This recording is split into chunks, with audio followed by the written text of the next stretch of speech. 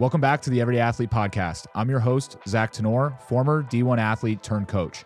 This show is about what it really takes to overcome adversity and grow not just through sports, but beyond it.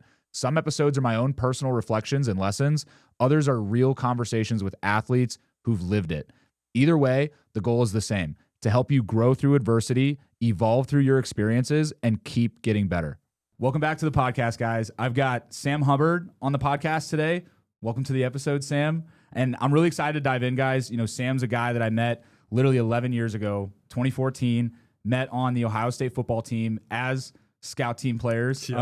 Started out D lineman, or actually you were a tight end and linebacker. I think I was bouncing around when you jumped in. Yeah, and then transitioned over to D line, and that was when you were playing that your freshman year, your first year, 2014. Right. And then I had joined the team around that same time as a walk-on, so we were kind of like the same class. Even though I had already been there for a year, played lacrosse, made that transition. But at that time I had made that transition. You were joining as a freshman. And then that's really where we met on that scout team. And I know you and I kind of shared that connection with lacrosse players going to football. And I think that was really unique with seeing you, bro, like being someone that was literally committed to Notre Dame, right? Right, yeah. And then made that transition to Ohio State. Yeah, no, I remember coming on the scout team there, kind of putting me wherever I needed. And this linebacker was talking back and forth with the scout team director, plug the A gap, and you knew exactly the play. And they're like, they would never do that. So, I was like, who's this fiery guy? He's obviously pretty competitive, but you were obviously established at Ohio State, and I was brand new. So, kind of headed over to your house, I think, for a few social gatherings, and we hit it off from there. But, my story's kind of similar to yours. Like you said, I started out as a lacrosse player at Cincinnati Moeller. Was going to Notre Dame, committed very early, and then, it was a quarter scholarship for lacrosse, and Urban Meyer came to my high school, and what are you going to do after college? You're not going to make any money, which has now changed a bit with the PLL and Paul But a Rabel. valid argument. Yeah, valid argument.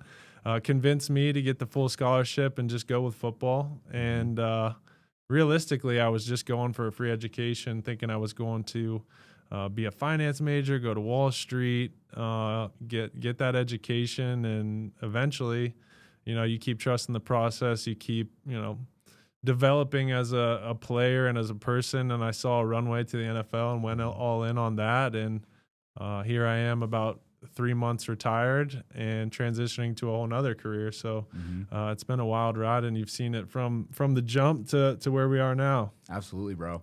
No, and that's what's been so cool, man. I think just seeing that evolution in you and seeing just the growth that you've been throughout that journey, and then to arrive at this decision so confidently with retirement. I'm sure you've got so many people in your ear. You've got friends, coaches, family, everybody kind of giving their advice, giving their 2 cents on what you should do. And what impressed me a lot, man, about this decision to retire, because this is obviously one of the most recent decisions that you've made, just the confidence that you brought into that decision of like, hey, this is what I know I want to do. And even seeing you now, you're really embracing these things beyond the game and beyond football, which is so cool, because it's like you've taken that attitude and just directly pivoted it into these new ventures. And so, dude, for me, watching that process unfold, it was just really cool to see that confidence and that conviction and that decision to retire. So how did you arrive at that decision so confidently throughout your journey and process?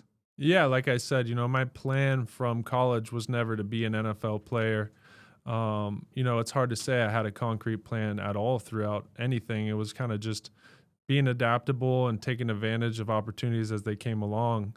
And, from the time I got to the NFL, my plan was to use the NFL and all that it entails to set me up for a life after football. It wasn't a day that I was, ignoring or hoping that would never happen. I was always planning for that day when I would hang it up and transition to something else. So, when it gets closer to the back end of your career and you're suiting up for training camp, you're going through your training, you're always checking in with your body, being realistic with yourself, tapping into your network. I mean, we shared a few calls throughout last season when I expressed some of my thoughts and feelings, but really in training camp this past year, I realized that I got hurt early in training camp coming off of surgery, and my body was breaking down. I had played so many snaps. I think I was leading the NFL in defensive lineman snaps for like a 4-year stretch. So a fair amount of wear and tear.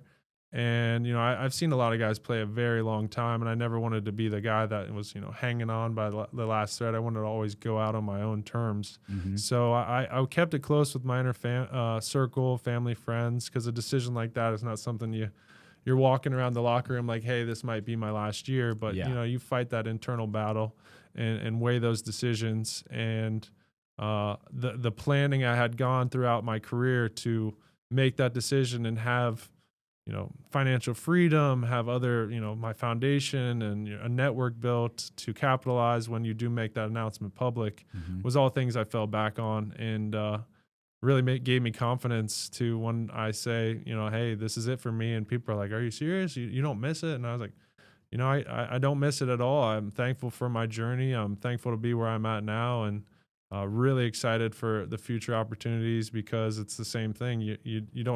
I don't have a concrete plan, but as opportunities come, you capitalize them, you adapt to what's the world's changing around you and take advantage of it and make the most. And that's kind of been my philosophy throughout my whole life. Dude, absolutely. And I think what is so cool about that is like the whole time you kind of had that underlying theme of like, I know my why, I know my purpose in doing this. I know what I'm building long term. I know that even these things I'm working on now are compounding and going to help me and serve me in this life after football. And dude, that really is just so impressive to hear, because I've interviewed former athletes. I'm a former athlete. I think a lot of us get so kind of clouded in what we're doing in that like we almost don't even leave space or like mental space to be like having that or to have that strategy unfolding of like, hey, this is what I'm really working toward. Like, even though I'm in football right now, I know what that long play is. So dude, like how throughout that journey, especially as someone of that caliber, you have so many people just around you, so many opinions and things like that. Like, how do you keep that focus throughout that journey, like on that why? How do you avoid those distractions, the infiltrating just thought processes and things that can get you off your game? Like, how do you stay focused on that in those moments? I think a lot goes into that.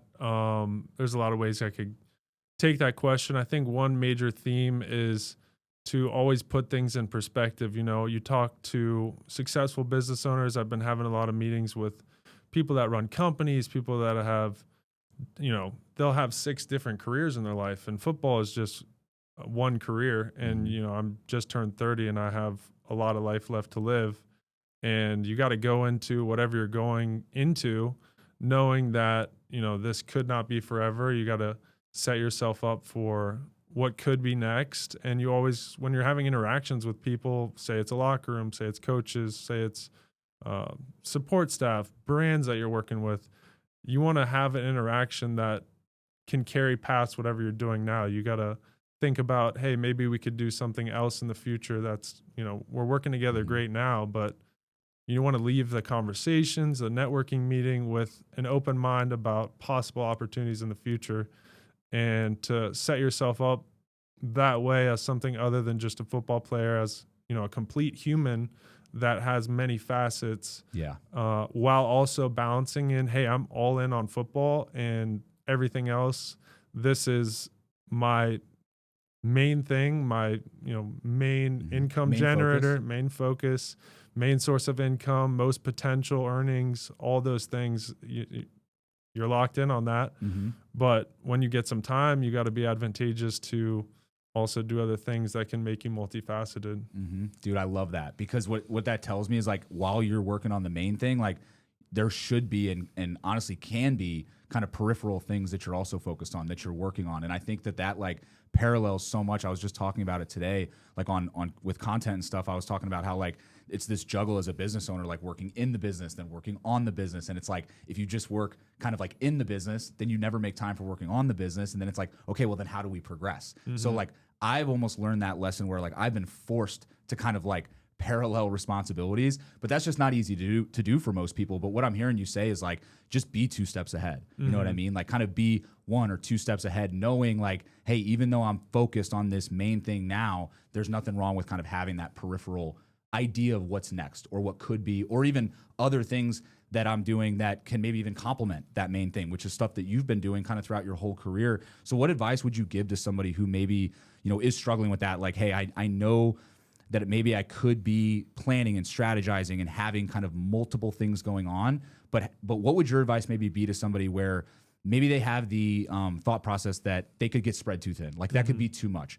What advice would you give someone to balance kind of that multifaceted approach? Like what advice would you give someone? Yeah, I think that a big thing that has helped me is that when you are locked in on something, you're doing it, and you see something on the side that interests you, or there's some potential opportunity, there's someone that you meet that said something really interesting, you can explore that. You can start to build that on a very early level without talking about it or publicizing it or giving all your energy to be like, hey, I told all these people about what I'm thinking or what I'm doing or what I'm trying to plan. That takes a lot out of you because then you have to justify it. Yep. While all the while you can just be doing it yourself and kind of, not to be cliche, but like working in silence. You do something, it doesn't work out, you scrap it, you move on to the next, and no one knows because you kind of are on your own path, just finding your own way. And, I've seen a lot of guys that are, they get an idea, they go all in, they dedicate so much energy on it, they burn out, it doesn't work, and then they're defeated. Instead of just, exploring it, educating yourself, starting on a ground level, assembling a team, building around it, and then when you reach to a point where like this is something serious, then you take the steps and grow and scale properly without, all of a sudden thinking, wow, I'm doing 2 full careers at once, or I'm doing 3 full careers. You're doing one thing, and then you have all these potential things on the side. So, I mean, that's just the first thing that came to my mind. Yeah, man. No, I love that because I think like that's something that even I've struggled with in the past where like it's easy to get caught up in like talking about all these things you're going to do. Like I'm going to do this, I'm going to do that, but there's nothing wrong with maybe just planning some of those things. You don't have to talk about it. Like let it build, like kind of explore that curiosity. And that's kind of what I hear in a lot of what you're saying is like there's nothing wrong with, taking that multifaceted approach, explore these other things, lean into what you're curious with. But also, it doesn't have to be 0 to 100. It's a process. Like let these things build, let them develop, and at the appropriate time, make it public, make it known. Because I just know I've been one of those people in the past, bro, where it's so easy to just talk about, I'm going to do this, I'm going to do that, I'm going to do this, I'm going to do that. And then, kind of at the inception of when I started all of this, it was just one of those moments where I'm like, I got to stop like talking about this. And I just have to like literally start executing. So dude, I just love that mindset that you have. And I feel like a lot of this carries into the theme of just these transitions you've been through throughout your life. You've been a lacrosse player turned football athlete. You've switched positions from, like we were saying earlier, tight end, linebacker to defensive end. You've gone from high school to college to the NFL. You're now transitioning from, being an NFL athlete into being an everyday athlete, like a guy that, you're still getting after it. You're still very passionate about your training, your health, your fitness, but how do you navigate those transitions? Because I know that, for a lot of athletes, that's a hard thing to go through. A lot of us, when we, go from high school to college, we feel entitled. And then that entitlement ends up kind of biting us in the ass. Same kind of thing happens from like college to the NFL. Same thing happens with a lot of guys who, they lose kind of that sport and then they almost lose that whole mental just drive and focus. So I would love to hear kind of from your perspective, how you navigate those major transitions throughout your life.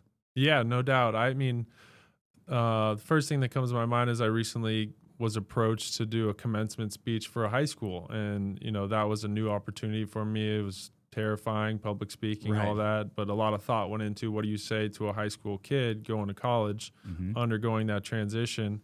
And the 2 messages I had for him was adaptability and the network you build. Are what are going to be the key to you being able to navigate life's challenges. And especially in today's world with new technologies and whatnot, if you're someone going to college or leaving college in the workforce, like things are going to change and you have to have a plan, but you have to more so be adaptable and take advantage of opportunities where they come. And the way that you get through that is how you treat people, conversations that you have, being curious, asking questions, because anywhere you walk into any scenario, you're going to be the new person.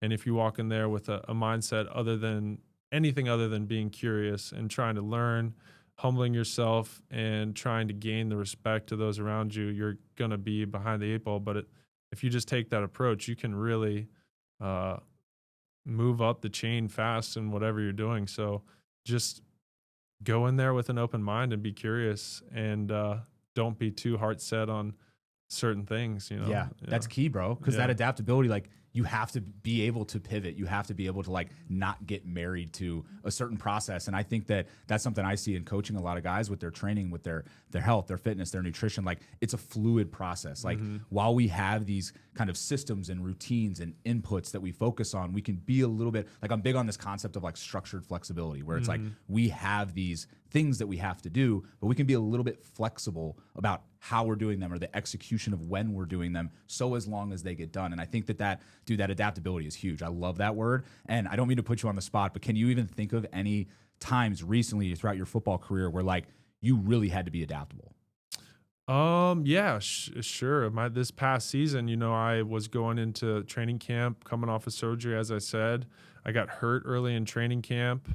And we had a lot of young guys playing well while I was getting hurt. And for the last 6 years, I was, a 3-down player, first, second, third down, never came off the field, which was a wear and tear on my body. And, I was approached by the coaches like, hey, we're going to take some snaps off you, maybe take you off on third down, give some young guys a shot. And there's like 2 ways you can handle it. You can be, like I said, married to, who you are and who you've been in the past and take a negative approach and fight it with everything. Or you can say, okay, I think that's what's best for the team. I think that I can take advantage of the situation by, leaving a good impression of me to the people I work with, my teammates, encouraging young guys, developing them, to the coaches, and ultimately my legacy by taking the right mindset instead of being, going full toxic. And I think that played into my decision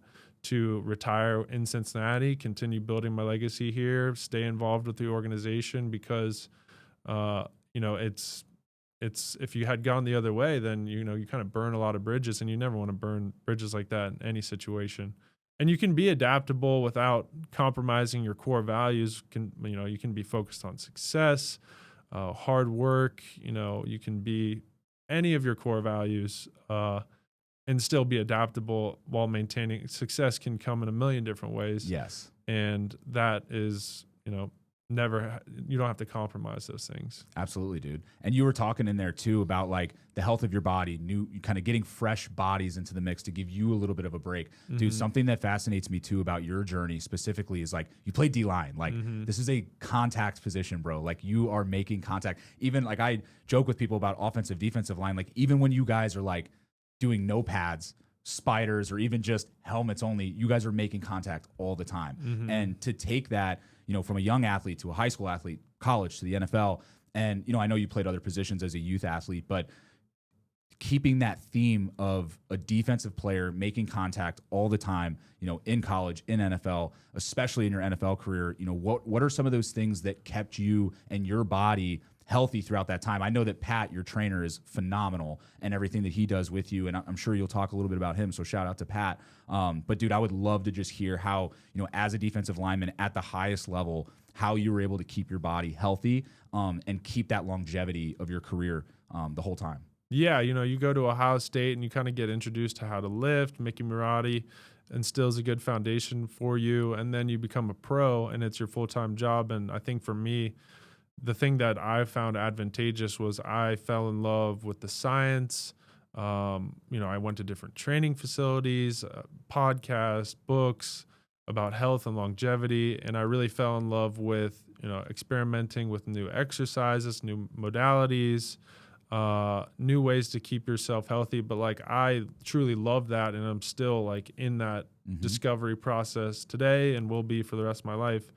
And that time spent investing in educating myself, I became, my own physical therapist, my own trainer. But, like I said, you need someone like Pat Coyne at Black Sheep Performance in Cincinnati to train me for 7 years, just to bounce ideas off of, to collab on our training programs. But it's a team.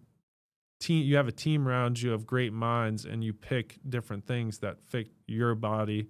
And it's a continuing process. Every offseason, I had a new exercise that mended some injury I had the year before that I stuck with and still do today, whether it's Achilles isometric or Peterson step down for knee tendonitis, like shoulder rehabs. Like, they just become part of your routine. And if you become obsessed with learning about why these things work, you kind of see the why, and then you stick them in your routine, and they become part of your everyday athleteness. Dude.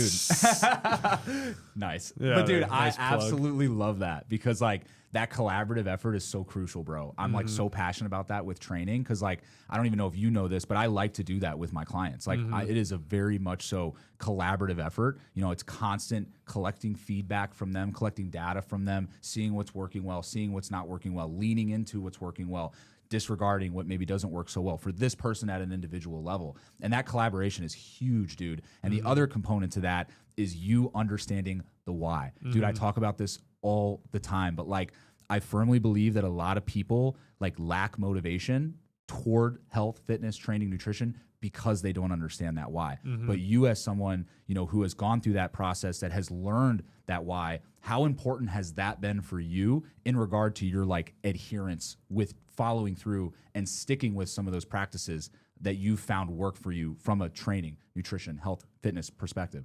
Yeah, no, it's key. I think that we live in a time where there's a lot of accessible information on this topic. It's only exploding, the wellness industry. You see studies, you have scientists making it digestible to the masses in podcast form, like Andrew Huberman, Peter Attia, his book Outlive. There's just so much information out there. And, you know, you can work as hard as you want, you can make as much money as you want, but the most important thing, I mean, to, you know, you ask a wealthy person if they would give all the money in the world or be healthy if they're sick, they would tell you, I'd rather be healthy. So I think our generation, rather than like our parents, they were getting this information at a much younger age, and starting earlier can compound and fight off chronic disease and illnesses. And when you apply it all to a professional athlete sense, like that was my job. So it's nice to be paid and have all the time in the world to focus on that.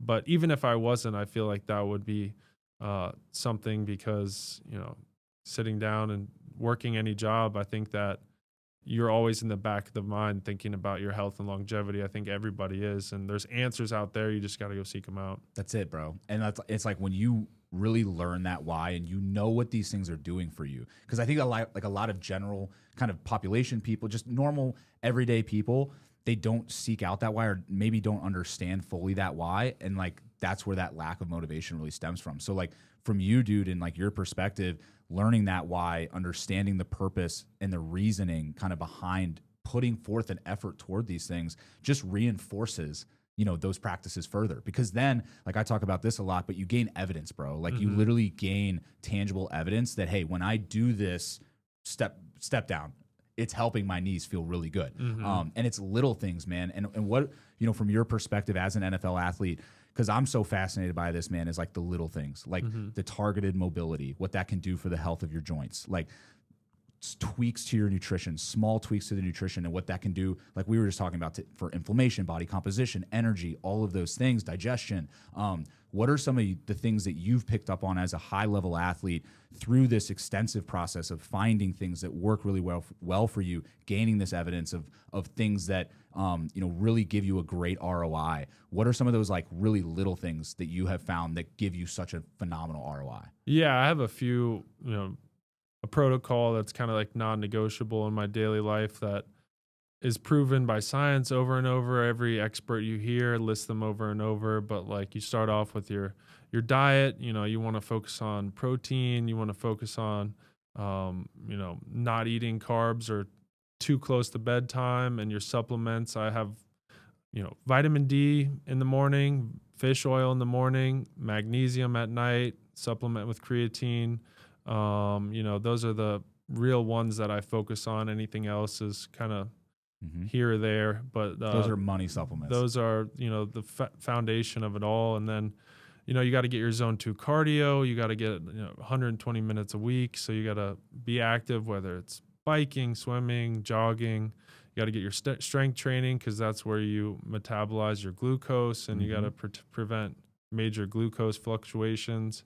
You can do all the exercise and then recover with sauna, cold plunge for cardiovascular health. That's why we started Contrast Studios in Cincinnati, to bring that therapy to the masses. So an everyday person can go get their sauna, cold plunge at an affordable price and get that, because it's 4 times a week at 20 minutes, you're reducing your cardiovascular death by like 50 or 60%. That's an unbelievable statistic. Yeah. And all you got to do is go sit in a sauna and you detox your body. But I would say those things I listed are kind of non-negotiables, and then everything else is experimentation and seeing whether it responds well to my body. Absolutely, bro. That's money. I mean, that's stuff that I preach all the time. And sleep. Sleep. You can do anything you want in the world, and if you don't get enough proper, healthy sleep, REM, you're not going to recover at all, and you're going to compound and feel worse and worse. So absolutely, that's number one. Just forgot to mention. No, dude, that's money. Like sleep literally is the foundation. I tell my clients that all the time. That's where you're regulating your metabolism, your hormones, everything is regulating in that sleep, your recovery, all of that.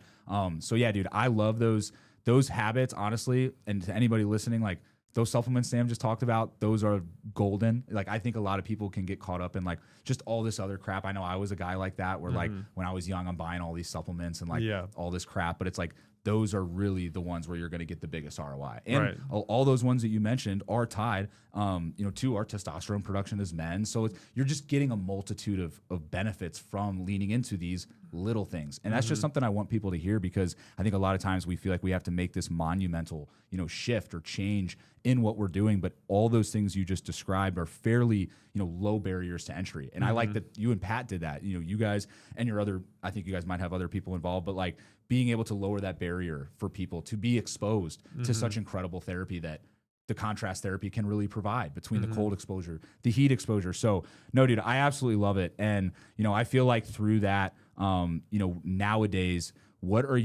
how are you taking some of those things and bringing them into your training nowadays from from NFL athlete Sam to now kind of like everyday athlete Sam? What has kind of changed? What has maybe stayed the same? What has evolved? I'd just be curious to see kind of what that looks like now, or is it very similar?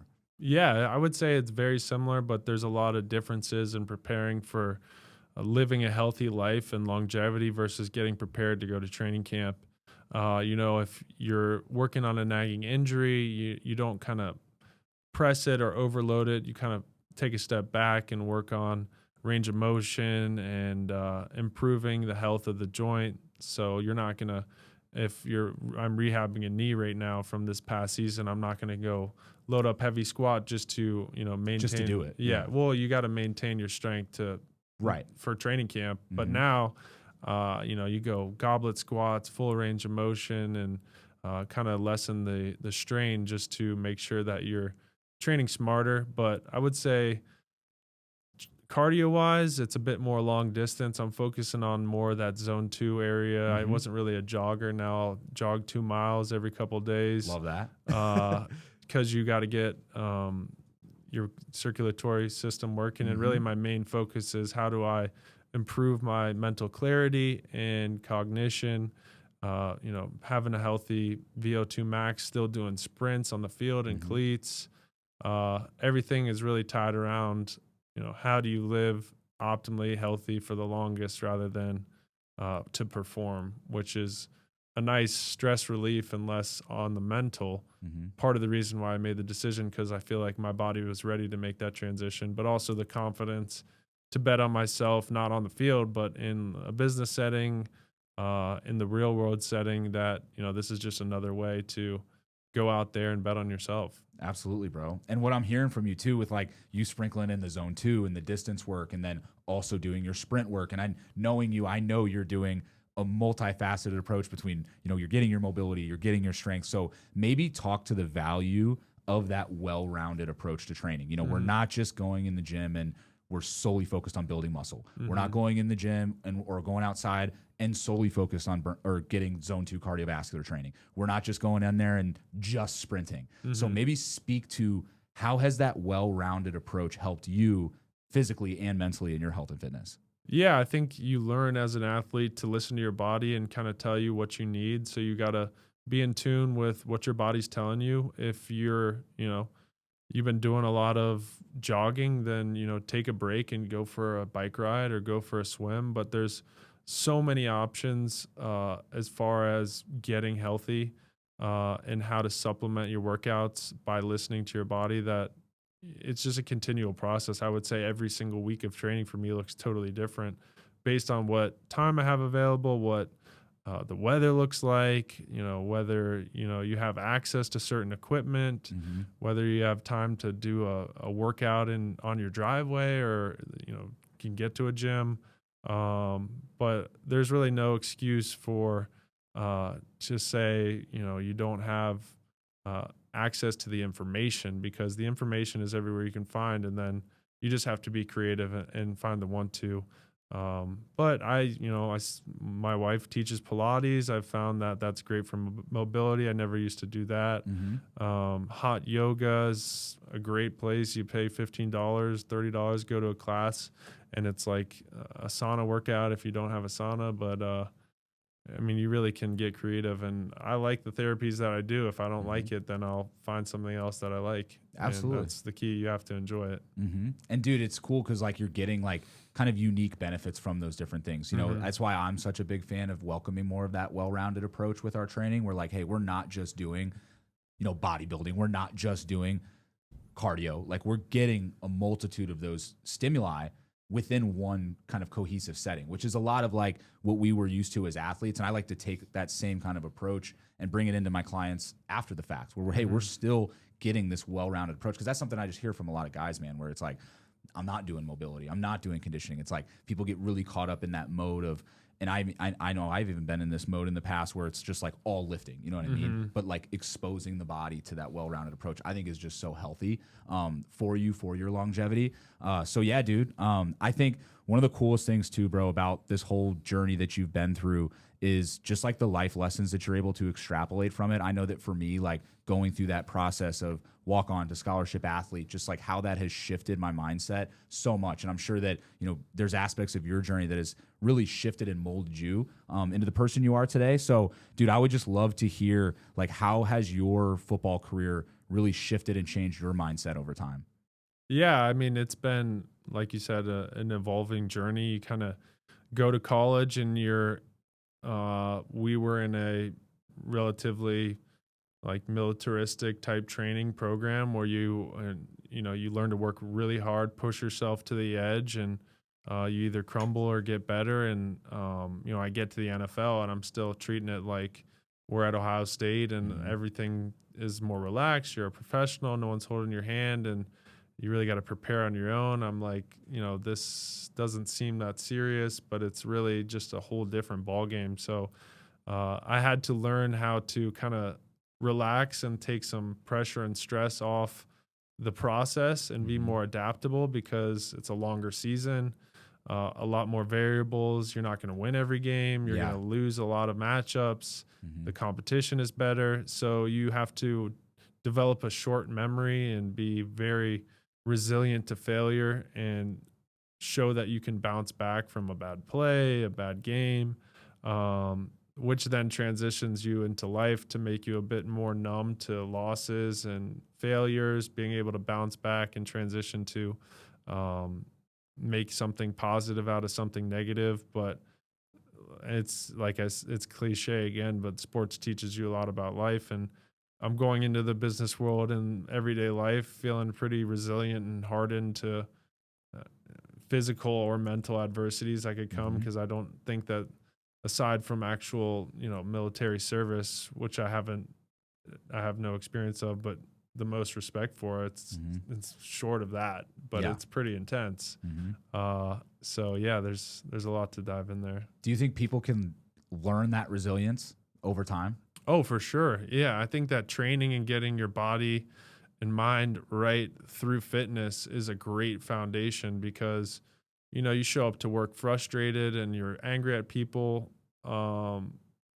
Speaking to me personally, I would show up much less angry and frustrated if I just tortured myself in the weight room the morning before. Yeah. And you're kind of more able to make level-headed decisions. You've got a lot of, and that just compounds over time. And, you work out and are fit for 30 years, then you're just in a much better space in all facets of life because they transition. Well, I want to train well, so I'm going to get to sleep better. I'm going to sleep better. I'm going to make better decisions. I'm going to have better relationships. I'm going to be more in tune with my body, my emotions, with it just fast. It's a great place to start if you're struggling, is to just focus on you and your health and let that compound over time. Absolutely. Well, dude, and even like you said with our Ohio State experience, I feel like we learn that resiliency through going through that constant, just like you're always held accountable. Like everything you're doing matters. Like that resiliency is something that is truly like a muscle. I almost think about it. And I've even felt that as a business owner. You know, you've got your businesses and stuff. And like, dude, it's easy to slip into comfort where you're just like, you know, you're avoiding the adversity, you're avoiding these things that honestly a good life lesson could be embedded in. And that's something that has been so unique for me, kind of going through adversity as a business owner, and then even our time as athletes, where every time you go through that, man, like you are always better for it. You're always learning a lesson by working through that failure or that adversity. You are always going to extrapolate a lesson from that. And dude, what I heard throughout that is like the stress, you know, the stress that you feel as an NFL athlete, like you were saying, transitioning from college to the NFL, more responsibility, more independence. You know, you have to do things like kind of like on your own to keep you in the game. So bro, how, you know, did you deal with that? That's something that fascinates me a lot. I think about just the intensity, man. I mean, I didn't even experience the NFL. I was close, but I didn't experience it. Just that high level attention to detail and the fact that you just can't like mess up. You just don't have too many mess ups, like quite literally. So how did you deal with that stress? Because I know that you're a guy that's wired a lot like me, where you know you are a perfectionist. You want things done right. You want it to be done well, especially if your name's on it. If you're the one representing it. So you know throughout that career as an NFL athlete, and then even now owning your businesses and stepping into this new life that you're stepping into, you know, how do you handle that stress that you put on yourself as a high performer? Yeah, you can really focus on the big picture and get yourself psyched out or put yourself in a really tough spot by thinking about, all right, it's Monday, Sunday night's a primetime game or a playoff game. There's going to be 60 million people watching. You know, defense is going to be up there first, and you're just playing plays and plays over your head. You know, you're going to have a bad play, you're going to give up a touchdown, and you're going to go on Twitter. Like you can go down any certain spirals. For me personally, the way that I, you know, coped week to week at such a high stakes environment was just focusing on my process that I had developed throughout the week. You know, I knew what I was doing on Monday. Tuesday, my off day, you know, that's the NFL off day. I would wake up, go to the chiropractor to Pilates, to the facility for a light lift, then do my sauna cold plunge. Then you have your massage, and then you try and get to bed at 8 o'clock. And like you wake up and know, you know, what you're going to do that day to get you to Sunday. It helps you focus on, you know, the minute details, getting you, and then the game comes around and you feel confidence because you've done your process that you've developed throughout the week. And that's the only way you can get confidence. And if you, you know, sit back, like passively going about Monday, Tuesday, Wednesday, Thursday, Friday, and then you show up on Sunday already stressed, you're already defeated. So I would meditate throughout the week when my nervous system was getting too high about a big game, you know, just a 15-minute lay down, destimulate, and always feel better. And there's a lot of different ways that you can cope with it, but I just focused on the process. Dude, I love that because it's crazy you mentioned that, Sam, because even for me and what I'm doing as a business owner, I find that like my stress is at its peak and like my anxiety is at its peak when I'm focused on where I'm trying to be or the big picture instead of compartmentalizing into what is the process? What are the inputs that I'm literally inputting each and every day, each and every week that I know if I commit to those things, it's going to bring me success. But it took me years to figure that out. When you were like a rookie, like, did you have that figured out, or did it take you time to get confident in that process? No, you walk in as a rookie and, you know, I had a pretty good season. I was playing less, you know, you're not starting. I would play most of the game, but I didn't have to play the first snap. And you kind of just take advantage of opportunities because you don't know what you don't know, and you don't know, you know, what, until like you're the older guy, the leader, where you take a loss and you got to get up in front of your team and say something to motivate. So you kind of evolve into that role, that maturity.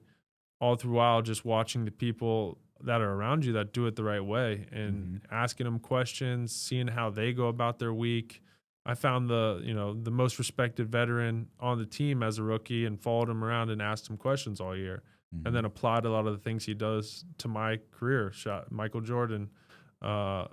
Johnson, sorry. Michael Jordan. Yeah, Michael Jordan. Yeah, our guy. No, but Michael Johnson was a 10-year veteran when I was just a 22-year-old kid, and he was very open to me. But I was willing to ask and pursue that knowledge. And you weren't stubborn, and you weren't arrogant. You weren't like, I know better than this guy. You're like, hey, I see somebody doing this better than me. I can learn a lot from this individual. I can kind of piggyback some of those habits. And I think that's just so valuable, bro. Yeah, I think he gave me the information because when there was, I'm the fourth guy on the depth chart and there's needs a scout team tight end to give a look. I was going from third screen over to give the look, wearing the blue hat and doing special teams and just kind of killing myself just to show that, hey, like, I want to be a part of this. I want to grind my way to the top, and I'm not going to expect it to be given to me. But when I see a rookie acting that way or a young player acting that way, I go out of my way to make sure that I'm presenting them all the information they need for them to eventually make it to where I was, because I was given that. And I think that in the business world, I've found that successful business people, like, once they've reached a certain point of success, the only way they feel fulfillment is by passing on the knowledge or helping on the next generation. And all you got to do is ask and pursue. Yep. And if they're not willing to share with you, then, that's fine. You move on to the next. But usually those people aren't as content and happy with who they are and where they're at. And they're not going to be great mentors for you anyway. Yeah. And dude, I feel like that's even something you're doing now. Do you feel like you're exposing yourself these days now that you're making this transition? Like, I know we talked a little bit before the podcast, certain people you're exposing yourself to, these businesses you're getting involved with. Maybe talk a little bit about that. Like, are those people you're kind of seeking out as, hey, I can learn something, from these people, or this is an organization I can get involved with to really help me further develop? Like, has that been your focus as of recent too? Yeah, that's been my sole focus the last several months and will be for the foreseeable future. Trying to just find almost a mentor in every asset class, real estate, finance, you name it. You find people in your community that are successful in their given field and say, hey, thankfully I'm a former NFL player that will get the meeting easier. But I think that, these people that I talk to are willing to help a lot of people. So I just go in there with an open mind, trying to hear their story, how they got to where they are, how they transitioned from different careers, going in with a lot of intentional questions, applying to their life that I could use for my own life, and then building a genuine relationship, trying to add value where I can. And it's been a great process. I've learned so much. I've still got so much more to learn, but I've met some really cool people. Yeah, bro. And that's what's so cool about this process, man, is like just staying open to learning from all these different people can expose you to just so many opportunities, man. And that's been the case for me. Like, I know I've had to hire coaches. I've had to hire people, even in like the fitness kind of business side of things, to even figure out, because this isn't something common of like how to run a business, doing fitness. There's so many different ways you can do it with training and nutrition and how you do it. So I've had to do the same thing, man. Like, I've had to hire mentors to learn like literally specific processes with like business on how to price things, how to structure things, package things, scale things. Like, and that's the only shit you're going to learn from exposing yourself to people who know more than you. And I just think that that's important and valuable to hear from someone like yourself, where like, hey dude, you've learned a lot. You know your shit, bro. And you're still out there seeking out advice, seeking out opinions from other people that you can extrapolate that information from. And I think that, a lot of people can learn from that, bro. And, you've been exposed to so many successful people, and, I see you as a very successful individual. What do you think is a common denominator required to just achieve this level of success that you have, working through these different things, graduating from this career in the NFL to already hitting the ground running, bro? Like, what do you think is a common denominator among those people who achieve that 1% rare success? Yeah, it's a tough question because everybody's totally different. Everyone has a lot of great qualities and gets to their end goal in their own way. I think the underlying factor, you mentioned it, is just being curious, being able to ask good questions, being not afraid to ask for advice, for help. The most successful people have the strongest networks, and they're intentional about how they build out their network and how they add value to the people they meet's life. They're not just always taken. They're always trying to see if they can make it a two-way street in whatever facet that is. And that's really important because, interactions, people remember positive interactions and they open a lot of doors. And if you really remember people's name, remember what you talked about, check in with people, see how they're doing, run into them, remember their name, it goes a long way. And you don't know how you're going to work with that person or what that interaction is going to bring in the future. But, even as a young player in the NFL, you don't know what team you're going to go to, what coach is going to leave, how you a lot of unknowns. A lot of unknowns in life too. So I think they all have that genuine curiosity. I love that, bro. And I know that you have that. Like, you're, again, wasted no time, curious on the next thing. Like, what are some things I can get involved in? And that's something that I would love to ask you is, what are some of those things? I know you talked about, Contrast Studios, your business with that, with your sauna cold plunge. Like, maybe talk a little bit about some of the things you're doing now as a technical former athlete now. Yeah. Everyday athlete, as we say, but technical former athlete. Yeah, no, I keep myself very busy. I'm a huge reader. I love to read in my free time. History books. Like I said, I was a finance major, so I've always been interested in the stock market. I follow the stock market daily. I read earnings reports, stay up to date on companies, trade stocks on my own. That's a great hobby to have and has a fair learning curve. And I'm all self-taught other than, my college experience, but and you've taught me a lot with that. Yeah, no, it's fun for me and I'm genuinely passionate about it. So I keep diving in deeper and, I think that's a great way to spend your time. There's other businesses investing, there's the private equity world, there's the venture capital world, there's owning and operating businesses. I think that the key is to just keep sampling everything. And when something really presents itself, to be ready to take advantage and have a mindset where when you go in on something, you're going to be a continual learner and always try and improve it. But I say this to people all the time. I was doing one thing for so long. Now I'm doing 20 things. Yeah. And it feels really good to be stimulated in that way. For sure, bro. Not easy to do either. No, you know what I mean? It's not. But kind of going back to what we said with like that multifaceted approach, man. Like, I think the right people can handle that. And not only just the right people, but I think even for the audience, you can build that. Like, you can build that resiliency. You can build that capacity. Dude, I think back to like my first time going from like lacrosse team to football and being like, dude, how am I even going to do this? Like, because it was just the demands were just so high. Like, the practice time was so much longer. Like, the commitment was so much bigger. But through time, it became easy. Like, what was once hard, became easy. And I think that that's what's so cool about this conversation is like that resiliency is truly built. The ability that you now possess to literally juggle 20 different things at the same time, simultaneously, not only at the same time, but do them all well is a gift. And it's a learned skill that you have learned throughout your journey, man. Definitely. You know what I mean? And it's really brought you to this point you're at now. And dude, I know you're just gonna have so much success even beyond the game. And it's been sick to watch this unfold, man, for you. And just this journey take place. So dude, I'm stoked about this conversation, Sam. I think a lot of people are gonna be able to extrapolate just lessons from this, from your routines, from the structure that you built, being able to lean on a process versus getting so hell-bent on that outcome. That's stuff I'm always talking about, man, when it comes to like training, health, fitness, like even any pursuit and anything you're trying to pursue in life, compartmentalizing that down into those actionable steps. So yeah, bro, I love this, man. Loved having you on. Any final thoughts, kind of letting the audience maybe know where they can find you? I know you probably got, different websites now for your different businesses. Maybe just give people a rundown, where they can find you, what they can follow, and all that. Yeah, no doubt. Thanks for having me on. Congrats on all the success. We've been meaning to do this for a long time. I know, dude. That's what's crazy. Yeah. I was telling Steve, I'm like, when I started this podcast, I know that like you were somebody I had in mind that I'm like, I got to get Sam on here. Like, I can't wait to like talk to him about his mindset and his journey. Cause you and I do share, and we know that from like, interacting over these years, but we just share so many parallel mindset, just themes in how we live and how we do things. So that's what's been fun about this, man, and accumulating up until this point.